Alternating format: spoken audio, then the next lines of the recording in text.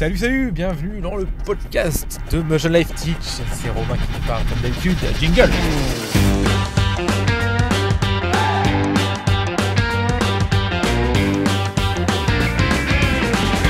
Bienvenue dans le podcast de Motion Life Teach.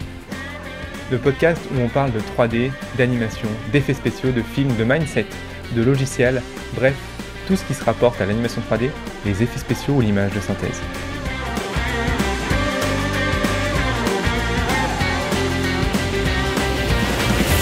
Alors, comme d'habitude, j'espère que tu vas bien. Parce que c'est quand même important d'aller bien. On a la chance de faire un métier passionnant, de passion. Donc du coup, si ce métier ne te rend pas heureux, c'est qu'il y a un problème. Donc j'espère que tu vas bien. Bon, excuse-moi, je suis un petit peu fatigué. Je suis en fin de journée, là je rentre le soir en voiture. Donc si je dis un peu des conneries dans ce podcast, j'espère que tu m'en voudras pas. Je risque de divaguer, excuse-moi, un petit peu et de galérer un petit peu aussi à parler. Donc voilà, sois indulgent s'il te plaît. La fatigue est mon ennemi ce soir. Bref, donc j'ai fini mes conneries. Donc de quoi on va parler aujourd'hui Eh ben, je vais te parler d'un truc qui, franchement, c'est pas du tout le genre de truc que je pensais que j'allais parler dans un podcast un jour, mais finalement, en fait, vu ce qui se passe, et ça peut être l'occasion d'utiliser ce phénomène pour parler d'un truc plus important. Comme d'habitude, tu vois, par rapport au podcast, j'essaie de trouver des points spécifiques à ce que je suis en train de dire à adapter dans la 3D. Donc là, c'est pareil, ça va être un phénomène qui va, sur lequel on va pouvoir tirer des conclusions, ou au moins en tout cas faire des analyses, et se dire, ok, ça c'est adaptable ou pas dans notre domaine. Alors là, tu vas dire, ok, quel est le phénomène ? Alors quand je vais t'en parler, tu vas faire, mais what the fuck, ça n'a rien à voir avec la 3D du coup. Et non, tu vas voir, ça n'a rien à voir avec la 3D, mais par contre, en fait, le sous-jacent qu'il y a derrière, c'est-à-dire la mentalité qu'il y a derrière, la manière de travailler qu'il y a derrière, ça par contre ça a énormément à voir avec la 3D, et c'est, je pense, quelque chose sur lequel on peut vraiment prendre exemple, ou alors pour le coup tu vas voir, plutôt ne pas prendre exemple. Aujourd'hui, ce soir, je vais te parler des gilets jaunes. Et alors tu te dis, mais putain, mais c'est quoi le délire ? Qu'est-ce que les gilets jaunes viennent foutre dans cette histoire ? Alors, rassure-toi, je ne vais pas faire de politique, c'est bien, c'est pas bien, j'en ai rien à foutre, ça m'intéresse pas du tout. Mais alors, pas du tout. Et puis de toute façon, le podcast n'est pas du tout là pour ça, c'est pas du tout, voilà, j'en ai rien à foutre. Donc voilà, premièrement, rassure-toi, donc pas de politique dans ce podcast, parce que ça ne m'intéresse pas, et puis je pense que si tu écoutes ce podcast, c'est pas pour faire de la politique. Alors pourquoi je te parle des gilets jaunes ? Et bien en fait, c'est parce qu'aujourd'hui, donc quand j'enregistre ce podcast, on est le vendredi 20 septembre, et j'ai entendu dire que demain, ça allait être une journée explosive pour les gilets jaunes, et donc ça m'a donné l'idée du podcast. Donc voilà pourquoi j'enregistre un truc sur les gilets jaunes ce soir. Alors, pourquoi du coup je te parle des gilets jaunes ? En fait, je vais essayer de te résumer un peu les faits des gilets jaunes, pourquoi c'est comme ça aujourd'hui, qu'est-ce qui a fait que les gilets jaunes sont apparus, et qu'est-ce que ces gens demandent. Et après je vais te faire un parallèle qui au début va pas être évident, enfin pas être, qui ne coule pas de source, mais en fait qui est hyper important, entre cette position des gilets jaunes, leur manière de penser, et finalement la manière de penser d'un artiste 3D. Et tu vas voir, c'est pas ça, tu te dis mais putain, ça n'a rien à voir, et pourtant si, en fait ça a énormément à voir. Il y a beaucoup de cohérence, parce qu'en fait finalement c'est des domaines qui sont assez larges dans le fait d'exercer ce métier en fait d'artiste 3D. Il y a plein de choses que je t'écris dans ce podcast qui s'adaptent à beaucoup d'autres métiers, et là c'est le cas, et ça va être des idées qui sont extrêmement importantes pour le métier d'artiste 3D, qui sont même primordiales. Si tu les appliques pas, pour moi tu peux même pas espérer devenir un artiste 3D, et je trouve que justement ces personnes qui font les gilets jaunes vont être un très très bon exemple, même si c'est pas le terme, parce que c'est plutôt un contre-exemple pour le coup là, mais en tout cas c'est une très bonne manifestation de ce qui se passe dans la réalité quand tu as la mentalité qu'il ne faut pas du coup pour être artiste 3D. Et pour le coup en fait ce qui est bien, c'est que ça va parler à beaucoup de métiers en même temps, et tu vas voir que tous ces métiers finalement ils ont un truc en commun, et ça marche aussi, cette chose en commun elle est aussi valable pour l'artiste 3D, et elle est très valable d'ailleurs. Donc voilà, ça va permettre de voir aussi pas mal de choses qu'on a déjà vues dans d'autres podcasts, et de les mettre sur une finalement un exemple réel.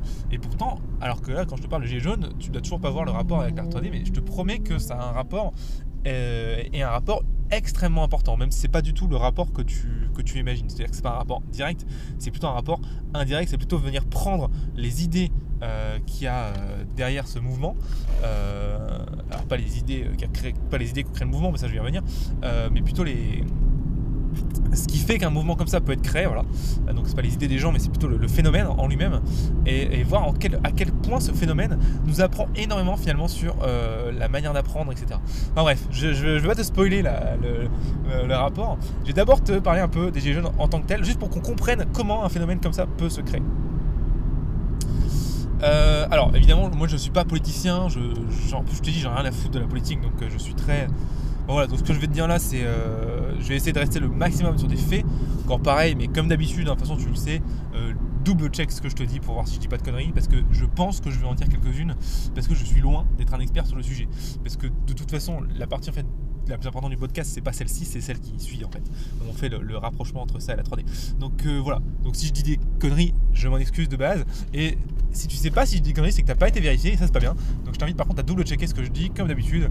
Tu sais très bien que je suis de ceux qui pensent qu'il faut absolument pas faire confiance à tout le monde et écouter aveuglement ce qu'on te dit. Au contraire, double check ce qu'on te raconte, et ça vaut absolument aussi pour moi ce que je te raconte moi, d'accord, parce que voilà, quand je te parle d'un podcast pendant 1 heure, toutes les informations qui sortent de ma bouche, j'en suis pas tout le temps certain à 100%, et même en étant certain à 100%, je peux quand même faire des erreurs. Donc s'il te plaît, sois intelligent et double check pour être sûr que je dise pas de conneries. Et d'ailleurs, si tu vois une erreur, n'hésite pas à me le dire en commentaire de ce podcast, comme ça je pourrais la rectifier aussi de mon côté, et comme ça tout le monde ne tombera pas dans le panneau. Alors donc du coup, je vais parler un peu politique. Je vais essayer d'être le plus factuel possible et de donner le moins possible mon avis dessus, puisque c'est pas l'idée. Et c'est juste d'avoir un nombre de faits, d'essayer de comprendre pourquoi ces faits se sont créés, pourquoi un phénomène comme ça peut apparaître dans une société, et puis à la fin du coup du podcast, qui sera la partie la plus intéressante pour nous, quel est le rapport avec l'animation 3D. Donc les gilets jaunes, on vit dans une société aujourd'hui qui est très changeante, d'accord. Bon, alors à la base de mémoire, les gilets jaunes, c'est apparu parce que l'essence, le coût de l'essence était trop élevé, mais ça c'est pas très important.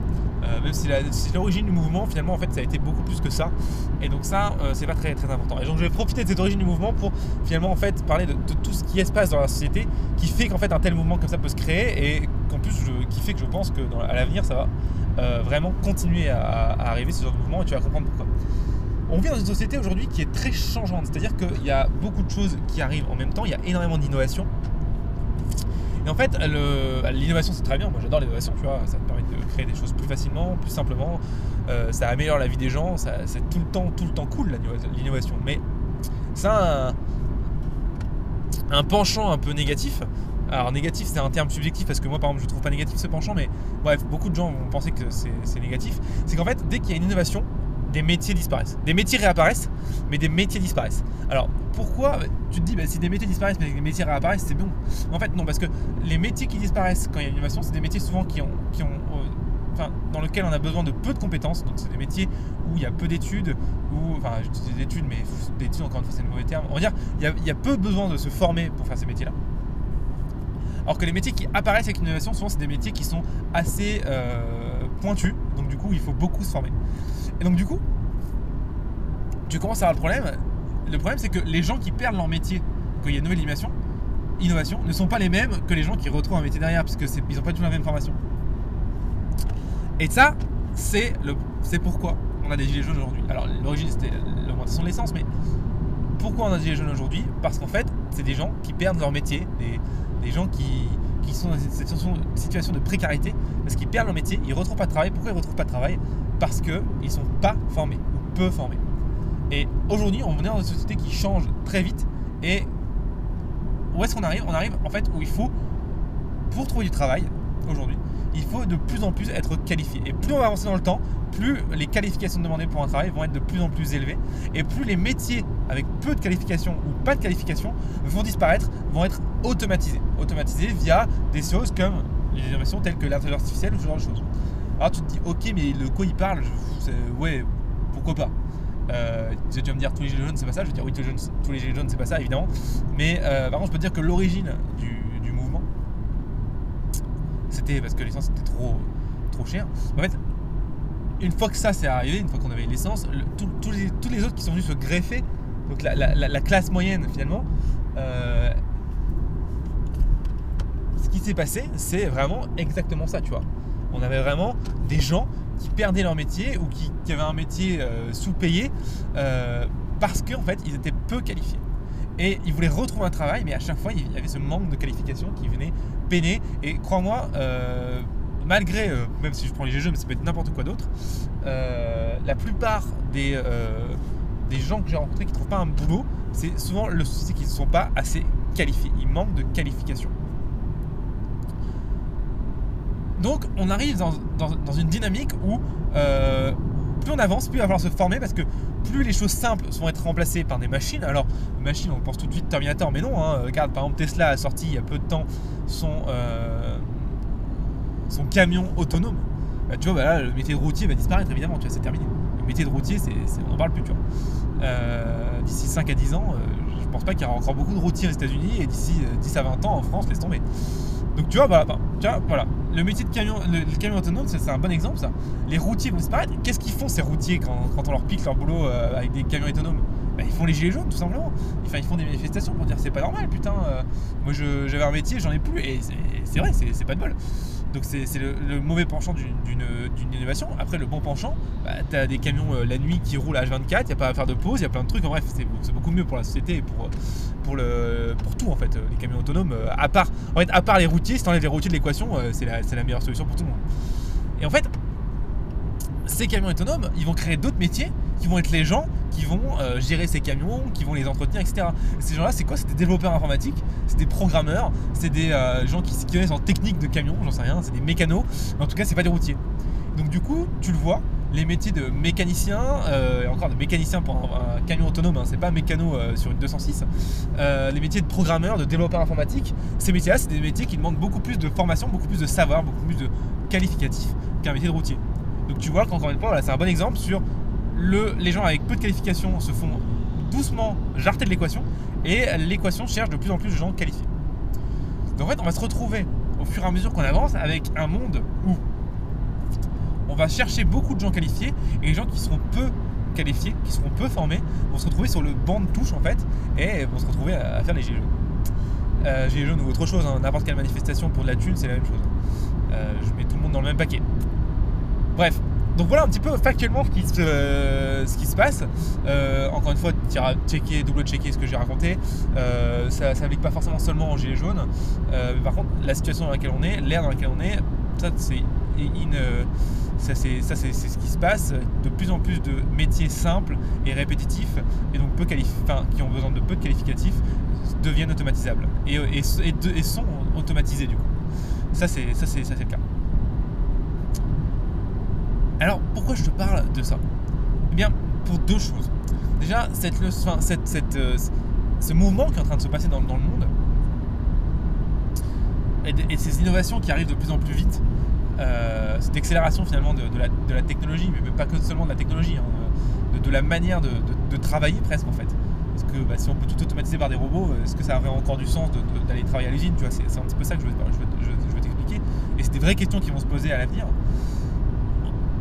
Ça pose des réelles questions sur ta place dans cette société et des réelles questions sur la manière dont toi tu dois te placer pour pouvoir continuer à avoir un job qui te passionne. Et c'est là qu'on commence à faire doucement le pont vers l'animation 3D. C'est qu'en fait, la société d'aujourd'hui, la manière dont elle avance rapidement, dont elle évolue, c'est exactement la même chose que le monde de la 3D. C'est vraiment un parallèle parfait. Pourquoi? Parce qu'en 3D, aujourd'hui, on cherche de plus en plus de gens qualifiés et tous les gens qui sont peu qualifiés, comme des modeleurs, comme des gens qui font des détourages sur Nuke, des gens qui font du compositing de base, des gens qui sont animateurs de trucs en arrière-plan. Bref, tous ces gens-là, des gens qui sont peu qualifiés, eh ben, ils dégagent au fur et à mesure. Pourquoi? En fait, tout simplement parce que c'est pas le monde qui est en train de copier l'animation 3D, qu'on soit d'accord, c'est bien l'inverse qui se passe. C'est l'animation 3D qui fait partie du monde et en fait, cette dynamique touche tous les métiers et ça touche en fait les métiers d'artiste 3D. Les métiers d'artiste 3D, tout ce qui est simple dans le métier commence à être automatisé et quand je te dis commence, c'est pas dans le futur, c'est déjà là. La dernière version d'After Effects, le détourage, c'est terminé. Hein. Le détourage, c'est terminé. Tu fais un coup de pinceau, bim, il y a l'intelligence artificielle qui vient tout traquer. C'est bon, c'est terminé. Tu peux enlever des ans et tout. Hein. C'est un putain de truc de malade. Donc, voilà. Détourage, bah voilà, dans 10 ans, le métier de détoureur n'existe plus. Qu'on soit clair, hein, ça n'existe plus. Le métier de modeler aujourd'hui, je pense que je l'ai déjà expliqué à quel point, pas en podcast, mais dans les vidéos, à quel point ce métier était précaire, surtout si tu faisais pas du personnage, mais seulement de la modélisation de props, d'éléments assez simples. Parce que déjà aujourd'hui, à l'heure d'aujourd'hui, la plupart des objets sont déjà modélisés et sont à vendre à une fraction du prix d'un modeleur sur internet. Donc laisse tomber. Après, en plus de ça, les modeleurs qui sont sur le marché, c'est des modeleurs qui viennent d'Asie. Et là-bas, le coût de la vie est beaucoup moins important. Donc les mecs te vendent des trucs nickel à un prix qui est dérisoire. Donc toi, tu veux t'aligner avec eux en tant que Français, c'est même pas la peine d'y penser. Tu peux même pas payer un loyer. Et donc la troisième chose, c'est que tu te mets en tant que modeleur dans une boîte, mais un modeleur, ça a peu de valeur parce qu'il y en a plein en fait. Tout le monde sait modéliser. C'est super simple de modéliser. Et le seul avantage aujourd'hui que tu as, c'est la modélisation de personnages. Et ça, c'est en train de disparaître. Pourquoi ? Parce qu'on se retrouve de plus en plus avec des scans 3D, des choses comme ça. T'as ZBrush qui commence à faire de la rotopo, enfin qui commence même depuis longtemps, qui fait de la rotopo automatique, mais que ça devient de plus en plus abusé. Donc voilà, tu vois, le métier de modeleur va de petit à petit devenir un métier de sculpteur. En fait, tu vas faire que maintenant sculpter dans ZBrush, et toute la topologie, tout le métier de retopologiste va disparaître, ça c'est sûr et certain. Et en fait, le modeleur va devenir un sculpteur 3D, et donc ce sera que pour du personnage et du personnage imaginé. Tout le reste, ce sera ou scanné ou acheté sur internet. Donc tu vois à quel point le métier de modeleur, par exemple, est précaire. Et donc tu vois, le modeleur, c'est un petit peu le routier dans la métaphore qu'on a, même la comparaison qu'on avait tout à l'heure. Le modeleur va se faire virer parce qu'il en a plus besoin de lui, tu vois. Et si il retrouve pas des qualifications, et derrière c'est terminé. Derrière c'est terminé. Derrière il se retrouve sur un rond-point en train de faire gilet jaune. Enfin, bref. Donc, tu vois, on voit en fait que cette dynamique qui se passe dans le monde, elle est ultra présente dans le monde de la 3D. En plus, le monde de la 3D, comme c'est un monde technologique, ça va beaucoup plus vite, mais alors très très vite. Et je peux te dire que d'ici 5 à 10 ans, putain, ça va péter du cul, quoi. Je veux dire, il y a la moitié des métiers qu'on connaît qui vont disparaître, et une autre moitié qui vont apparaître qui seront, on n'y aura même pas pensé tellement ce sera abusé. Ça m'étonnerait pas que d'ici 5 à 10 ans, dans la plupart des boîtes et des studios d'anime 3D, tu vois, t'es des gens qui fassent des programmeurs qui soient gérants de l'intelligence artificielle de création, tu vois. Ça m'étonnerait, mais alors pas du tout. Alors que ça, aujourd'hui, c'est impensable, tu vois. Donc, tout ça pour dire qu'on est dans un monde qui évolue très rapidement, déjà de base, et que le monde de la 3D est un monde qui est technologique, évolue encore plus vite. Et donc, du coup, tu le vois, la tendance qu'on est en train d'observer, c'est que les gens qui sont peu qualifiés se font mettre sur le banc de touche, et les gens qui sont beaucoup qualifiés sont très recherchés. Et ben donc, on y vient. En fait, la dynamique que tu voyais chez les gilets jaunes, elle est tout le temps là aussi en 3D. Donc si tu veux avoir un bon métier, un boulot qui te passionne, et pouvoir justement être dans l'air de ton temps, si je peux dire, ne pas te retrouver sur le banc de touche, il faut que tu sois formé, il faut que tu sois qualifié, et il faut surtout en fait que tu oublies ce schéma de pensée qui dit que tu te formes dans tes études et après c'est terminé. C'est exactement ce qui se passe aujourd'hui pour les gilets jaunes. C'est des gens qui sont formés à leur métier, et sauf que leur métier a tellement évolué avec l'intelligence artificielle ou que sais-je, que là ils se retrouvent sans travail et ils n'arrivent pas à retrouver un boulot parce qu'ils n'arrivent pas à se reformer, parce que les gars ça fait 20 ans qu'ils ne sont pas formés de leur vie. Donc l'erreur à faire, notamment et surtout dans le monde de l'animation 3D et le monde de l'artiste 3D, c'est d'arrêter de se former quand tu travailles. Tu dois absolument te former constamment. C'est pas une option, c'est pas genre un bonus que tu as pour être meilleur que les autres. Non, c'est une... Comment dire, c'est une nécessité. Sinon c'est juste pas la peine, quoi. Sinon tu vas perdre ton job. Sans déconner, quoi. Je veux dire, tu tiendras pas 5 ans si tu ne te formes pas tous les jours. Si tu ne te formes pas régulièrement, ce n'est pas possible. C'est impossible. Il faut aussi absolument que tu comprennes ce qui est en train de se passer dans ton monde. D'accord ? Donc ce que je t'ai expliqué là, il faut que tu t'en rendes compte, il faut que tu le vois autour de toi, et il faut que tu vois aussi les conséquences que ça va avoir. Si demain il y a une intelligence artificielle qui sort et qui sait modéliser n'importe quel croquis en 3D, et crois-moi, c'est en train d'arriver, il faut absolument que tu te poses des questions si t'es modeleur, tu vois. faut absolument que tu te poses des questions avant qu'il soit trop tard, tu vois. De toute façon, déjà de base, si t'es juste modeler, mon conseil, pose-toi déjà des questions sur ce que tu vas faire dans 5 ans. Parce que juste modeler aujourd'hui, à moins que tu fasses du personnage de taré et qu'on te cherche pour ça, pour moi, tu es dans une situation qui est semi-précaire. Vraiment, sans déconner, tu es dans une situation pour moi qui est précaire. Voilà. Après, ça reste mon avis, tu vois. Encore une fois, comme je t'ai dit, je t'invite à aller checker ailleurs ce qui se passe. Moi, je t'encourage à développer d'autres compétences. Si le métier d'animateur aussi, le métier d'animateur, mais ça aussi, putain, moi je serais seulement animateur, je peux te dire que je flipperais bien. Qu'est-ce qui se passe dans l'animation aujourd'hui? Tu es en train de reprendre la métaphore des routiers parce que c'est exactement la même chose. Il est en train de se passer des trucs technologiquement parlant dans l'animation, notamment avec en fait la technologie qui est sortie avec la Xbox 360 et la Kinect pour détecter les mouvements.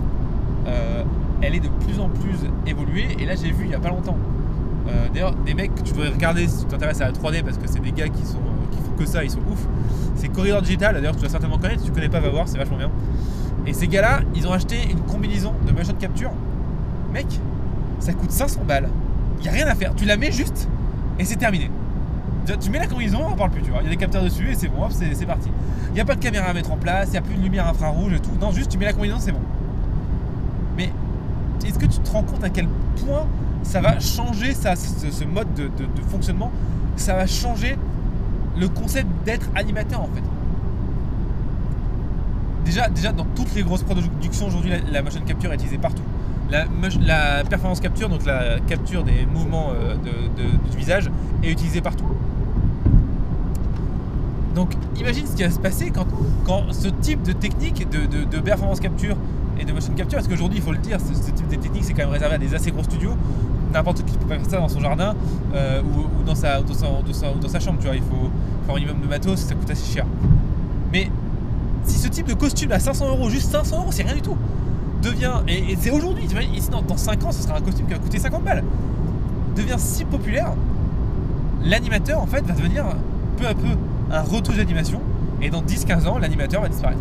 Ou alors l'animateur va devenir seulement un animateur qui va faire des choses très spécifiques, tu vois, des choses qu'un acteur ne pourra pas faire. Ce qu'il faut bien comprendre, c'est que ça, ce que ça veut dire, c'est que les animateurs vont devenir de plus en plus ou spécialisés dans certaines choses que la motion capture ne pourra pas faire, ou juste, en fait, pas indispensables. Et donc du coup, on se retrouve avec les routiers de tout à l'heure où ils se faisaient remplacer par des camions autonomes. Les animateurs se font remplacer par des animations autonomes où tu préfères des acteurs. Pareil, c'est pas ce que je suis en train de te dire, c'est pas de la science-fiction, c'est vraiment en train d'arriver. C'est déjà là. Aux États-Unis, d'ailleurs, j'aime bien, il y a beaucoup de gens qui disent, des gens comme Olivier Roland ou Yann Darwin, des gens qui sont pas du tout des gens en 3D, mais des gens qui sont des entrepreneurs, et ils disent c'est marrant, les États-Unis c'est un petit peu comme la France, mais c'est 5 ans, ils ont 5 ans d'avance. Donc si tu veux savoir ce qui va se passer dans 5 ans, tu regardes un peu ce qui se passe aux États-Unis aujourd'hui. Tu vois, le costume que je t'ai parlé aux États-Unis, c'est sorti il y a 6 mois, tu vois. Dans 5 ans, ça arrivera en France. Dans 10 ans, il y en aura partout, dans toutes les petites boîtes. Donc, encore une fois, comme modeler, pour moi modeler c'est un petit peu moins urgent non, pour moi animateur c'est un petit peu moins urgent que modeler, mais pareil, bon, si t'es animateur aujourd'hui, tu es dans une situation qui est précaire. Sans déconner, t'es dans une situation qui est précaire. Alors je sais que s'il y en a qui m'écoutent et qui sont déjà dans le métier, et surtout s'ils sont animateurs, ils vont me dire que je dis n'importe quoi et que je suis un gros connard, et les mecs, vous dites ce que vous voulez, mais avant de tirer des conclusions sur mes propos, juste tu t'installes 30 secondes et tu observes ce qui se passe dans le monde aujourd'hui. Tu regardes comment on fait des films, comment on anime aujourd'hui, qu'est-ce qui fait qu'on anime. Tu vois qu'on anime comment aujourd'hui. Regarde comment ils ont fait Endgame, ils ont animé qu'avec de la motion capture. Alors bien sûr qu'il y a l'animation derrière, de la retouche, des machins, il y a même des plans qui sont entièrement animés parce que ça impressionne. Évidemment, c'est complètement con de faire ça, de dire que ça n'existe pas. Et sur la Virtua Fighter Endgame, mais à la fin il y a une baston de tarés, je peux te dire qu'ils n'ont pas tout fait en motion capture. Évidemment qu'il n'y a que de la 3D et que de l'animation. Mais quand même, 80% des scènes qui sont en 3D animées, c'est de la motion capture. 80% du boulot de l'animateur, c'est plus que de l'animation, c'est beaucoup de retouches d'animation. Et évidemment, la technologie devenant de plus en plus performante, de plus en plus précise, et surtout de plus en plus accessible, et bah évidemment le métier d'animateur va se remplacer doucement et est en train de se remplacer doucement par la motion capture. Il faut que tu en aies conscience parce que c'est en train d'arriver. Alors après tu peux dire ce que tu veux, tu peux péter un câble parce que tu es animateur depuis 10 ans et ça te saoule, même depuis 20 ans, et je comprends parce que ça me saoulerait aussi, mais que ça te saoule ou pas, c'est là en fait, c'est déjà là. Donc qu'est-ce qu'il t'a à faire? Bah, comme un modeleur, comme n'importe quel métier en fait, comme le routier tu vois de tout à l'heure, tu dois te former à un autre métier, ou alors peut-être te former à la machine capture, puisque c'est ce qui est en train d'arriver sur le marché, te former à différentes techniques, bref, il faut que tu te formes en continu. En fait le problème avec le métier aussi d'animateur, c'est qu'une fois que tu sais animer, il n'y a plus vraiment besoin de se former en fait, parce que c'est tout le temps la même chose sur n'importe quel logiciel. Une fois que tu as compris les bases de l'animation, tu te formes plus, tu fais qu'animer. Et ça c'est très dangereux. C'est un petit peu comme le routier qui, une fois qu'il a compris comment conduire un camion, bah, il fait que conduire son camion, tu vois. C'est un peu la même chose. Donc vraiment j'insiste, surtout si t'es animateur, parce que je sais que là si t'es animateur et que tu m'écoutes, tu dois péter un câble au fond, tu dois dire que je suis un gros connard, que j'ai rien compris, parce que je t'attaque directement, j'attaque ton métier, j'attaque ta stabilité, ta situation, mais crois-moi ta situation elle est tout sauf stable. Vraiment je te le dis avec le plus grand de la plus grande des bienveillances. Je ne veux pas disrupter ton métier, au contraire j'adore le métier d'animateur, j'adore l'animation. Pour moi si un film est réussi, ça tient à 80% du temps à l'animation. Si c'est bien animé, le film sera bien. Si c'est mal animé, le film sera de la merde, peu importe le reste. Vraiment l'animation c'est primordial dans un film. Mais le fait est que l'animation est en train de se faire dépasser par la motion capture, et ce n'est pas une blague. Aujourd'hui tu peux faire de la performance capture chez toi tranquille, hein. Vraiment c'est hyper simple. D'ailleurs je ferai un tuto dans pas longtemps là-dessus parce que je trouve ça passionnant et c'est assez simple à faire. Comment faire de la performance capture juste avec ton visage et des points. Mec, tu captes les mouvements de ton visage avec ton putain de téléphone. Enfin je veux dire c'est... Voilà, on en est là aujourd'hui. Qu'est-ce que ce sera dans 5 à 10 ans? Bah pose-toi vraiment les bonnes questions et sache-le, le métier de animateur est un métier pour moi aujourd'hui qui est déjà précaire. Il y a énormément de gens qui veulent faire ça. Il y a de moins en moins de place. Alors heureusement il y a de plus en plus de prod, donc c'est bien parce que ça, c'est à peu proportionnel.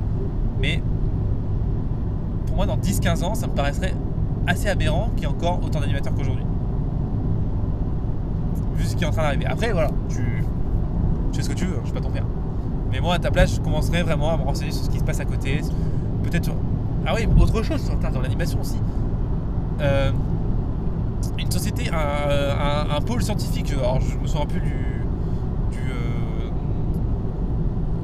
laboratoire, hein, désolé, mais bref, les gars ont développé une intelligence artificielle qui devait faire marcher un personnage en 3D.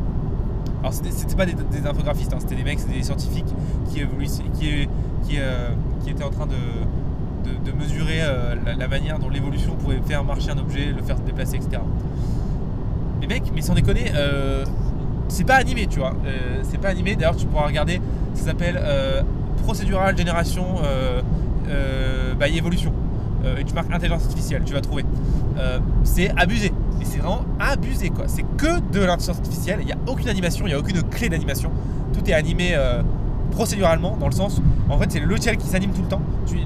En gros tu lui dis tu dois aller là, tu dois aller juste à là, t'as des jambes, t'as des muscles, voilà tu te démerdes. Et au début tu vois le truc qui rampe, il te pète la gueule et tout. Et au fur et à mesure des générations, au fur et à mesure des évolutions, bah, le truc marche tranquille, tu vois. Et putain c'est hyper naturel en fait, parce que ça devient... C'est une intelligence artificielle, tu vois, ça apprend à marcher comme nous on a appris à marcher, tu vois. Et quand t'as ça, à quoi ça sert d'être animateur, tu vois. La manière de travailler, la manière de créer va tellement évoluer que ce concept de créer de base en fait, de toute pièce d'animation n'a plus aucun sens en fait. Donc voilà, bref, j'arrête avec l'animation, mais en tout cas, voilà, pour moi, si tu te formes pas à d'autres choses, ou au moins à ces sujets-là d'animation avec intelligence artificielle, d'animation via la motion capture, voilà, tu peux rester dans ton domaine évidemment, mais il faut que tu t'intéresses à ce qui est en train d'arriver, et il faut que tu prennes une longueur d'avance pour pas te retrouver comme un con sur un rond-point en train de faire un gilet jaune. Voilà. Enfin, voilà, c'était 2 exemples que je voulais te donner, modeler, animateur, il y en a plein d'autres, hein, rendering artist et les gens qui font l'optimisation de rendu, ça, pareil, la puissance de calcul devient tellement énorme aujourd'hui que l'optimisation de rendu devient de moins en moins primordiale. Je me souviens, il y a de ça que 2 ans, tu vois, 2 ans, mais l'optimisation de rendu dans nos projets, c'était une base à part entière du truc, tu vois. Sans ça, c'était la merde, tu pouvais même pas sortir ton film, tu vois. Aujourd'hui, dans les projets dans ma société, mais l'optimisation de rendu, putain, c'est presque optionnel, quoi. Il y a 3 paramètres, c'est tout, tu vois. Alors qu'avant, il y avait une trentaine, tu vois. Donc, tu vois, pareil, voilà, c'est un métier qui est en train d'évoluer, ça. Rendering artiste, il n'y a plus la technique qui était vraiment hyper importante qu'on avait avant. Alors, il y a quand même toujours de la technique, hein, qu'on soit clair, c'est quand même assez technique. Hein. Mais il y a beaucoup de choses qui deviennent de plus en plus optimisées. Et puis, en fait, la puissance de calcul est tellement importante que si tu fais pas très attention, c'est pas grave, en fait. C'est de moins en moins, ça coûte moins en moins cher, en fait. Le métier de compeur, donc le personne qui fait du compositing, pareil, hein. Putain, compositing sur Nuke, ça dépend ce que tu fais. Si t'es, par exemple, si t'es un compeur qui sait faire du deep compositing, travailler avec du deep EXR et à réussir à recréer un plan de rien, ok, là c'est bon, tu peux encore y aller, t'as du taf. Par contre, si t'es un mec qui fait juste du matte painting ou du détourage, alors là, pareil, sans déconner, tu as un métier qui est précaire.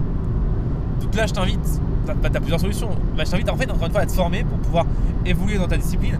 Surtout que le compositing, c'est vraiment une discipline qui est très très large. Donc, voilà, tu peux vraiment aller dans beaucoup de choses. Tu peux te spécialiser dans le tracking 3D, dans l'intégration, dans la génération d'environnements procéduraux sur Nuke, dans les remèches. Je sais que dans Nuke tu peux faire de la projection de mèches et pouvoir faire des effets de parallaxe, etc. Tout ça, c'est plein de choses du compositing qui sont hyper intéressantes. Quand tu sais faire tout ça, tu deviens vraiment une espèce de boîte à outils de fin de prod qui peut sauver un plan. C'est très intéressant, et ça, par contre, des gens comme ça, il faudra toujours des gens qui pourront sauver un plan en connaissant différentes techniques. Mais par contre, ça, pour savoir faire ça demande énormément de formation, parce que le compositing, en fait, c'est un domaine qui est très large. On ne croirait pas comme ça, c'est pas juste mettre 3 couleurs, tu vois. Le compositing, c'est très large. Par contre, si t'es juste quelqu'un qui fait du détourage et du compositing basique, que j'appelle du compositing basique, c'est quoi? C'est sortir les passes d'un EXR ou sortir les passes d'un rendu et les mettre au fur et à mesure, tu vois, ou c'est prendre 2 plans filmés avec une grue et mettre l'avant-plan, tu vois, ou faire du king, tu vois, tout ça c'est du compositing basique. Du king, c'est du détourage fond vert. Tout ça, là, laisse tomber. Pareil, dans 5-10 ans, ce métier n'existe plus. Là, déjà même le compositing de XR, déjà, ça me paraît aberrant qu'on en fasse encore, tu vois. Un script le fait pour toi, c'est terminé, tu vois. C'est tellement facile. Donc voilà, je peux te dire que d'ici 5 à 10 ans, ça, ce que tu fais toi en tant que détourage, en tant que matte painting, etc., c'est l'intelligence artificielle qui va le faire. Ça existe déjà, hein. D'ailleurs, si tu veux te poser des questions là-dessus, je t'invite à regarder l'intelligence artificielle d'NVIDIA pour créer du matte painting, des décors. C'est complètement abusé. Ça, c'est pas de la science-fiction, hein, c'est déjà maintenant, hein. Mais alors là, franchement, si t'es un matte painter, il y a vraiment du souci à se faire. Là, t'as vraiment un truc qui te démonte ton métier, hein. Là, faire un matte painting, c'est devenu un jeu d'enfant d'un gamin de 4 ans, hein. Vraiment, sans déconner. Donc, va voir intelligence artificielle, matte painting, environnement, image, création, tu marques NVIDIA. Alors, putain, alors là, tu peux te faire du souci, hein. Donc là, pareil, pour moi, c'était matte painter, c'était détoureur sur Nuke, After, Fusion, ce que tu veux. Pour moi, t'es aussi dans une situation qui est précaire. Alors précaire, c'est pas précaire, genre tu vas crever demain, tu vois, c'est d'ici 5 à 10 ans. Et qu'on soit clair, 5 à 10 ans, c'est peu, hein. C'est pas beaucoup, hein. 5 à 10 ans, 5 ans, c'est quoi? C'est 5% de ta vie, hein, c'est rien du tout, hein. Tu prends sur le fait que tu as prévu 100 ans, je sais pas quel âge t'as, mais 5 ans, c'est que dalle, hein. Donc voilà, moi à ta place, je me poserais des questions, sans déconner. Et les questions, c'est pas compliqué, juste en fait, c'est dans quoi je vais me former pour pouvoir évoluer, tu vois, en fait. Je suis pas en train de te dire que ton métier est mort et que ça va être la catastrophe, tu vois, c'est pas ça que je dis. Ce que je dis, c'est que simplement, si tu restes comme ça aujourd'hui et que tu ne continues pas à te former, si tu ne trouves pas d'autre chose, ou si tu n'évolues pas dans ton propre domaine, tu vas te prendre un mur, en fait. Et tu vas te retrouver sur un rond-point en train de faire gilet jaune. Donc, la solution n'est pas compliquée, hein. Il suffit juste de te former sur une nouvelle technologie qui arrive dans ton métier pour pouvoir ne pas te retrouver à la traîne, en fait. En fait, voilà, c'est toujours pareil, hein, te former au fur et à mesure. Voilà pour compeur. Après voilà, je vais te parler rapidement d'autres choses qui arrivent. C'est pas vraiment en relation avec des métiers en particulier, mais ça va forcément faire sauter des métiers, en créer d'autres. Notamment, il y a énormément d'évolutions en ce moment sur la génération d'environnements procéduraux. Alors ça fait des progrès aussi de taré. Tout ce qui est intelligence artificielle pour faire tout ce qui est environnement procéduraux de jeux vidéo, etc. Intelligence artificielle pour faire de la modélisation du rig. En fait, l'intelligence artificielle, tu peux tellement le faire dans plein de trucs, des noises de rendu, enfin bref. De toute façon, l'intelligence artificielle, ça va être un pylône qui va se mettre en place, et pas seulement dans l'animation 3D, hein. De toute façon, tu le vois bien, c'est en train de se mettre en place dans beaucoup d'endroits dans la société. Il faut aussi que tu connaisses au moins comment ça marche, tu vois. Comprendre ce que c'est un réseau de neurones, comprendre ce que c'est du deep learning et du machine learning, et la différence entre les deux. Comprendre en quoi une intelligence artificielle est différente d'un programme classique, en comprendre comment elle crée, comment elle apprend. C'est primordial si tu veux pouvoir travailler avec elle, lui donner à manger, comme on dit, tu vas voir que si tu connais un petit peu l'intelligence artificielle, une intelligence artificielle, il faut lui donner à manger en fait. Surtout si elle est en deep learning, il faut lui donner à manger. Il va falloir lui donner à donner pour qu'elle comprenne ce qu'elle doit faire. Alors là, si tu comprends ça, ça va te permettre de pouvoir déjà avoir un avantage pour te dire, voilà, je comprends, je peux avancer.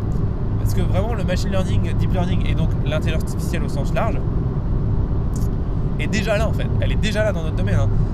La dernière version d'After Effects a intégré une intelligence artificielle pour faire du détourage et de la suppression d'éléments dans des plans, dans des vidéos. C'est vraiment assez impressionnant. Voilà, c'est vraiment, tu mets un coup de pinceau sur ce que tu veux supprimer et t'as plus rien à faire quoi. Genre ça traque, c'est nickel quoi, y a rien. Mais il n'y a même pas une question de tracking en fait, c'est ça qui est dingue, c'est que l'intelligence artificielle va vraiment venir recréer l'arrière-plan, un arrière-plan inexistant, tu vois, en fonction de ce qu'elle a déjà vu et tout. Enfin, c'est un truc de taré, vraiment. Et ça pareil, c'est pas de la science-fiction, c'est déjà là. C'est déjà là, c'est la dernière version d'After, j'ai vu ça il y a 2 mois, donc tu vois, c'est assez récent. Enfin bref, donc vraiment, au moins, alors, le minimum que tu peux faire, c'est de tenir à jour de ce qui se passe. Mais pour moi, c'est pas assez. Pour moi, si tu veux vraiment continuer à avoir un métier qui te passionne et être dans le top du top et pouvoir vraiment avancer, il faut que tu te formes tous les jours et que tu ailles vers ces nouvelles technologies qui sont pas faciles à prendre en main parce que elles sont nouvelles, par définition quand elles sont nouvelles il y a peu de formation dessus, etc. Mais prends-toi la tête dessus, franchement, crois-moi, ça vaut le coup. Bref, donc voilà, tu vois, maintenant tu comprends le rapport entre les gilets jaunes et le monde de l'artiste 3D, c'est qu'en fait les deux ont le même problème. Un gilet jaune, c'est quoi? C'est quelqu'un qui était peu qualifié et son métier a sauté à cause de l'avancée technologique. En 3D, c'est exactement la même chose. Si t'es peu qualifié, ton métier va sauter à cause de l'avancée technologique. Je t'ai donné quelques exemples, franchement c'est quelques exemples parmi tant d'autres. Fais très attention à ça. J'aimerais te dire aussi une dernière chose par rapport au gilet jaune, et notamment par rapport à la mentalité d'un gilet jaune. Un gilet jaune, qu'est-ce qu'il se dit? Il se dit j'ai plus de métier. Enfin, en gros, un gilet jaune, s'il se retrouve à aller sur un rond-point et à gueuler comme un con pendant une nuit, cette personne-là, elle est forcément en souffrance, elle est forcément dans une situation qui est précaire.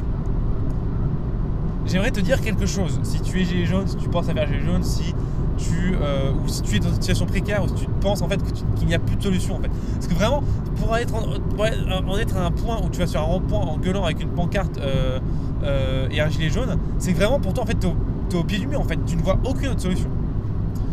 Donc j'aimerais te dire que si tu en es là et que tu ne vois pas d'autre solution et que t'es désespéré en fait. Pour moi, quelqu'un qui en est là, c'est quelqu'un qui est désespéré. Si tu fais juste ça pour chez le monde, par contre, c'est autre chose. Bref. J'aimerais te dire que peu importe la situation dans laquelle tu es, précaire dans laquelle tu es, et notamment par rapport à l'artiste 3D, peu importe si tu viens de perdre ton boulot, que sais-je, t'as pas les qualifications pour en trouver un, tu galères, t'es au chômage, n'importe quoi.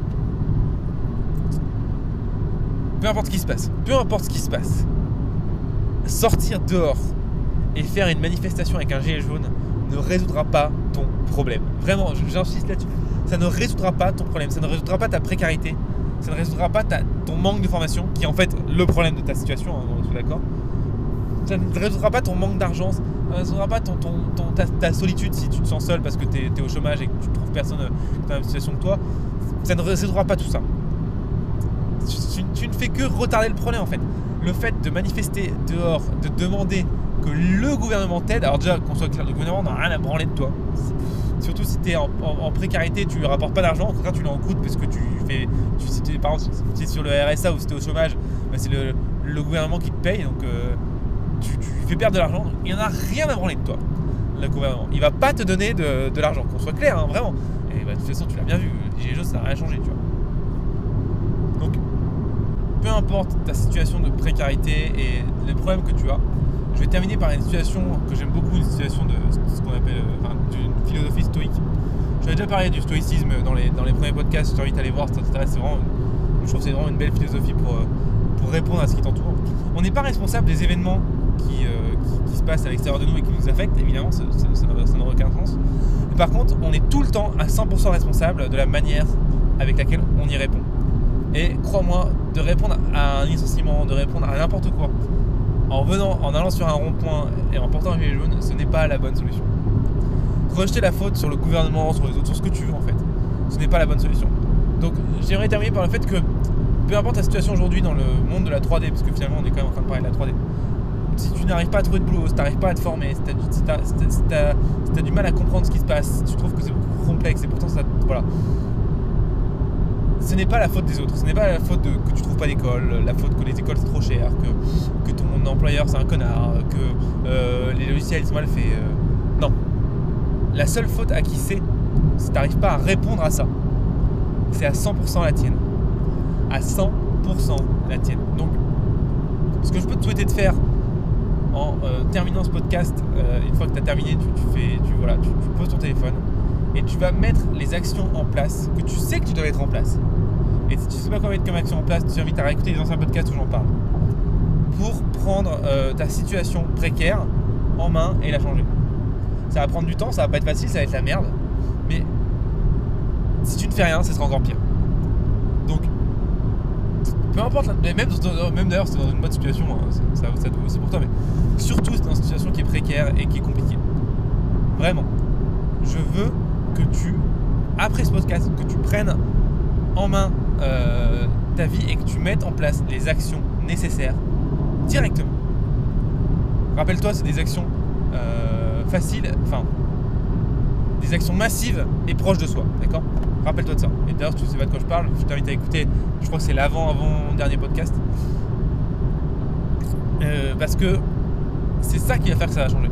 Et souvent, quand tu es dans une situation précaire, dans notre domaine, en tout cas la livraison 3D, et que tu n'arrives pas à trouver de boulot parce que, peu importe ta raison, souvent en fait, c'est que tu manques de formation, tu manques de qualificatif. Souvent il te manque les bases, c'est souvent ça en fait. Je me rends compte qu'il y a beaucoup de gens qui regardent plein de tutos partout, ils apprennent 2-3 tips machin, mais en fait il leur manque les vraies bases réelles de la 3D, de comment ça marche, de qu'est-ce qui se passe avec un pixel, de qu'est-ce que c'est le cinéma, qu'est-ce que c'est une caméra. Souvent c'est ça. Il faut absolument que tu te formes. Si tu es dans une situation précaire, la première action qu'on va mettre en place, c'est te former. Il faut que tu comprennes le métier de bout en bout, de A à Z à 100%. T'as pas d'excuses. La deuxième chose à mettre en place, t'as vu, je te mâche le boulot sans déconner, hein, il faut absolument que tu crées des images, créer des animations. Il faut que tu aies un showreel en béton armé. Et une fois que tu auras ça déjà, ça sera déjà pas mal. Voilà. Bon, j'espère que cette petite interlude sur les gilets jaunes t'a plu. Voilà, j'espère que tu as compris un petit peu le rapport que j'ai essayé de faire entre cette mentalité de gilets jaunes qui dit qu'ils ont un problème, ils sont dans une situation de précarité, et ils vont accuser les autres, accuser le gouvernement, et ils vont manifester sur les ronds-points. Et j'espère que tu as compris que c'était pas la bonne solution, et j'espère que tu as compris aussi que le phénomène qui causait ce genre de choses était extrêmement présent dans la 3D, si ce n'est beaucoup plus présent et beaucoup plus rapide. Donc je t'invite vraiment à t'en prémunir au maximum. Et rappelle-toi, la solution pour t'en prémunir, c'est de te former en continu. De toute façon, j'en ai déjà parlé de se former en continu, hein, c'est primordial. Et j'espère que tu vas mettre ça en place parce que c'est important pour ton avenir. Bref, avant de te quitter, j'ai deux petites choses à te dire. Première chose, tu peux aller mettre, s'il te plaît, si tu aimes ce podcast, 5 étoiles sur iTunes pour me dire que t'aimes bien, me faire un petit commentaire, faire des bisous si t'as envie, bref, ce que tu veux. Mais voilà, pourquoi ? Parce que déjà parce que ça me fait énormément plaisir. T'imagines pas à quel point ça me fait plaisir quand je vois 5 étoiles sur iTunes, j'adore. C'est vraiment trop cool. Et d'ailleurs je te remercie infiniment pour ça. Et la deuxième chose aussi, c'est pour, en fait, ça fait monter les ranks du podcast. Donc le podcast et que tu es accessible à plus de monde. Et donc on transmet cette idée que la 3D est accessible à tout le monde, justement à plus de monde, donc c'est plutôt cool. Si tu es sur Android, que tu es sur une application type Stitcher, Castbox, Podcast Addict ou autre, je les connais pas tous, et ben laisse un petit commentaire parce que là il n'y a pas d'étoiles. Et abonne-toi aussi, par contre tu peux t'abonner pour être sûr de ne pas rater d'autres épisodes, ça c'est cool. Mais abonne-toi et laisse un commentaire. Déjà pareil, parce que quand tu t'abonnes et que tu laisses un commentaire, ça fait monter le podcast dans les ranks. Quand tu t'abonnes, ça me fait hyper plaisir. Et puis aussi, dans les commentaires, tu peux me dire ce que tu penses du podcast et de quel sujet tu voudrais qu'on parle. Parce que c'est très cool que voilà, tu vois, là je te parle pendant 1 heure, tu vois, une demi-heure, voilà, là on est plus proche d'1 heure qu'une demi-heure je pense sur celui-là. Quoique, on est peut-être aux alentours de 40 minutes, en bref. Ce serait cool parce que tu vois, je te parle, j'aimerais bien que tu puisses me répondre, je peux pas. Parce que je suis tout seul du coup, dans la voiture comme un con. Mais donc, ce que je voulais te dire, c'est ces plateformes-là finalement te permettent de me répondre en fait par commentaire, et puis moi de pouvoir traiter les sujets de tes commentaires, et donc du coup de pouvoir répondre à tes questions, et que tu aies un podcast du coup qui est vraiment plus personnalisé par rapport à ce que tu as envie de savoir. Donc je pense que c'est plus intéressant pour toi. Et puis deuxième appel à l'action, je t'invite après ce podcast à aller sur ton ordinateur ou sur ton téléphone même, et aller sur le site internet de teach.motion-life.com. teach.motion-life.com, c'est le site internet de Motion Life Teach, et tu as une section qui est tutoriel. Et cette section de tutoriel, vraiment, elle est vraiment cool parce que c'est quand même 167 tutoriels à l'heure où je te parle, gratuits, qui sont disponibles maintenant en vidéo. Donc là c'est la vidéo et on parle sur le logiciel, tu vois, c'est hyper technique, c'est beaucoup plus concret que ce qu'on fait là en podcast. Donc crois, ça vaut le coup, c'est totalement gratuit. En plus de ça, tu peux même t'abonner sur le site. Et alors t'abonner, ça te donne droit à des avantages, mon gars, mais monstrueux. Vraiment génial. Ça va te permettre de pouvoir recevoir 2 cours par semaine qui sortent gratuits. Donc c'est un moyen de se former en continu qui est génial. Et crois-moi, c'est la meilleure manière. Tu vas pouvoir télécharger tous les fichiers des cours gratuitement. Ça, c'est seulement valable pour les abonnés. Donc en gros, tu as un problème sur ton fichier, tu galères, tu es en mode, ça fait 3 heures que tu es dessus, tu en as trop marre. Tu télécharges le fichier du cours, tu compares et tu vas ton erreur. Ça va très vite, en 5 minutes c'est terminé. Et autre chose, last but not least, pardon. Tu vas pouvoir en fait recevoir à peu près 1 fois par mois une formation inédite que j'envoie à chaque fois aux abonnés. Donc elle est tout le temps différente. C'est une formation de 7 jours, 7 heures de cours vidéo gratuite, hyper intéressant, et c'est totalement inédit pour les abonnés. Aucune autre personne dans le monde n'a eu cette formation. Donc ça vaut le coup. Il y en a une après, une tous les mois, une voire tous les 2 mois. Ça dépend de la quantité de travail que j'ai. Voilà. Donc bon, voilà, tente le coup, hein, abonné, tu mets un email, tu peux te désabonner quand tu veux, tu peux abonner de la musique, enfin je veux dire, ça coûte rien, ça vaut le coup, crois-moi. Sur ce, je te remercie de m'avoir écouté parler pendant encore une fois si longtemps. En plus, tu as un sujet aujourd'hui qui était un peu spécial. J'espère que tiens, dis-moi dans les commentaires du podcast si ça te plaît ou pas, ce genre de sujet finalement à l'origine qui sont un peu à part de la 3D. Finalement, on vient chercher des petites cohérences et des petits liens entre les deux mondes. Voilà, dis-moi si ça t'a intéressé, si t'as trouvé ça cool. Et puis moi, je te dis simplement à la prochaine, et encore une fois merci. Et puis du coup, bon courage dans ce que tu es en train de faire. Ciao.